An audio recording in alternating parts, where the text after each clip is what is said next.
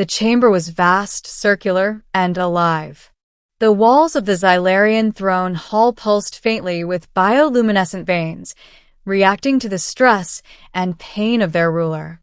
The air shimmered with emergency fields, the scent sharp and metallic, tinged with ozone and alien pheromones that made Marcus Cade's head swim. At the center of it all lay the alien queen, Queen Sereth of Xylar. She was dying. Marcus lowered himself onto one knee, hands raised, heart pounding so hard he thought it might crack his ribs. Plasma scorch marks streaked the floor. Shattered crystal from the assassin's weapon glittered like fallen stars. Xylarian royal guards, towering, multi-limbed warriors in living armor, surrounded him in a tight ring, their biospears aimed unerringly at his chest. One wrong move, and he would be vaporized. "I am a healer," Marcus said, forcing calm into his voice. "You sent for human medical aid." "That's me." The guards did not move.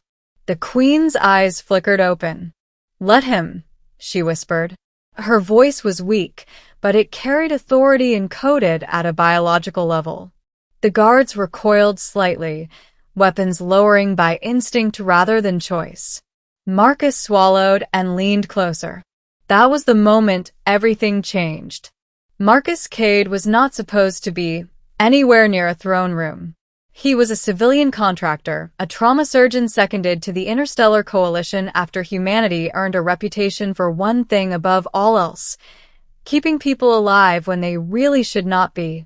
Human medicine was crude by galactic standards, inelegant, invasive, brutally practical, but it worked in situations where refined alien biotechnologies failed. The Xylarians had learned that lesson the hard way. An extremist faction opposed to Queen Sereth's policies of cooperation with younger species had attempted an assassination during a diplomatic convergence. Their weapon was designed to bypass Xylarian regeneration fields, disrupting the Queen's bioenergetic core. Alien medicine had stabilized her, but could not heal her. So they had done the unthinkable. They had called a human. Marcus activated his portable med unit, its familiar hum grounding him amid the alien panic. Holographic readouts sprang to life, instantly struggling to interpret a physiology that defied human anatomy textbooks. "This is bad," he muttered under his breath. The Queen's internal energy lattice was fractured, bleeding power into surrounding tissues. Xylarians relied on that lattice the way humans relied on blood and nerves combined. Without it, her body was shutting down. Alien healers had tried to coax it back into harmony. Marcus recognized the mistake immediately. "You can't smooth this," he said more loudly now. "It's not misaligned. It's broken." Several guards hissed in alarm. "You dare question our science?" one growled. Marcus didn't look up. "I dare to fix your queen." He reached into the med unit and withdrew a device that looked almost barbaric compared to Xylarian biotech, a human neural stabilizer, adapted for cross-species use, bristling with manual controls. "I'm going to do something risky," he said. "She might feel pain." Queen Sereth's eyes focused on him. "Do it," she said. "I will endure." He knelt closer, hands steady despite the weight of 100 alien stares. The stabilizer interfaced directly with her shattered lattice, forcing structure where there was none. Human tech didn't ask permission from biology. It imposed order through controlled force. The Queen gasped. The throne hall dimmed as her bioluminescence flared wildly. Several guards surged forward, weapons rising. "Hold," she cried, clutching Marcus's arm with surprising strength. "Do not interfere." Marcus felt the surge of alien energy rush through the stabilizer, into the dampening field, back into her core. Sweat poured down his spine as he adjusted settings by instinct, not knowledge, trusting years of battlefield medicine. "Come on," he whispered. "Fight it. Don't let go." Her grip tightened. And then something unexpected happened. The The Xylarians were a psychic species. Not in the crude, mind-reading way of science fiction, but in a subtle, biological resonance. Their rulers, especially, were deeply attuned to the emotional and cognitive states of those they trusted. As Marcus worked, the Queen's fractured lattice reached outward, desperate, searching for stability. And it found him. For a split second, Marcus felt as if the universe folded inward. He saw flashes of alien memory, starlit coronation rites, centuries of responsibility, the crushing loneliness of absolute authority. He felt her pain, not as sensation, but as purpose under threat. And she felt him, his stubbornness, his refusal to accept death as inevitable, humanity's reckless, defiant belief that survival was something you took, not something granted. The connection snapped back violently. Marcus nearly collapsed. Queen Sereth screamed, and then went still. Silence flooded the throne room. The guards raised their weapons in unison.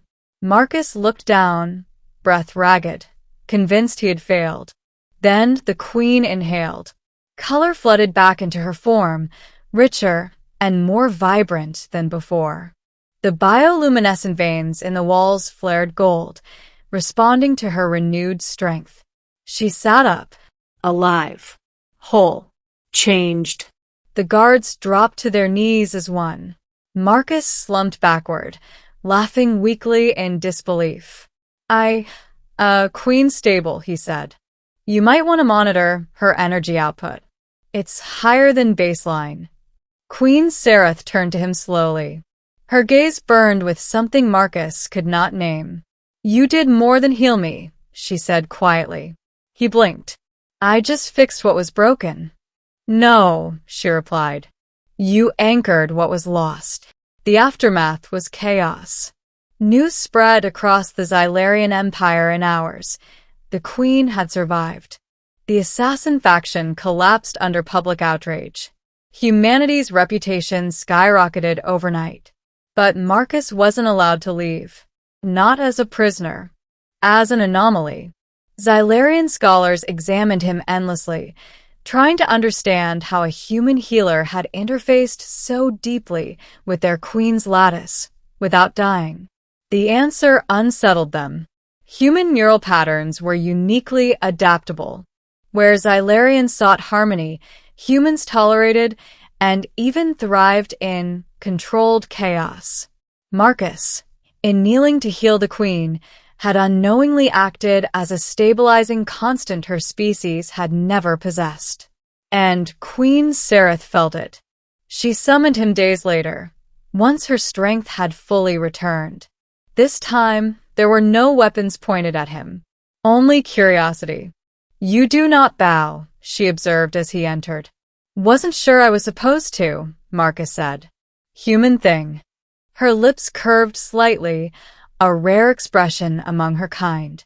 When you knelt, she said, you did so to save a life, not to show submission. Yeah, he said. Kneeling's optional. Helping isn't. She regarded him intently. Our bond during the healing, it remains, she said. I can feel your presence at the edge of my awareness. Marcus stiffened. Is that bad? No, she replied. It is unprecedented. The Xylarian High Council was furious. A human, bonded, however unintentionally, to their queen represented a destabilizing variable they could not control. Some demanded Marcus's removal. Others suggested study. A few whispered about execution disguised as an accident. Queen Sereth silenced them all. He saved my life, she declared. By his people's standards, that makes him family.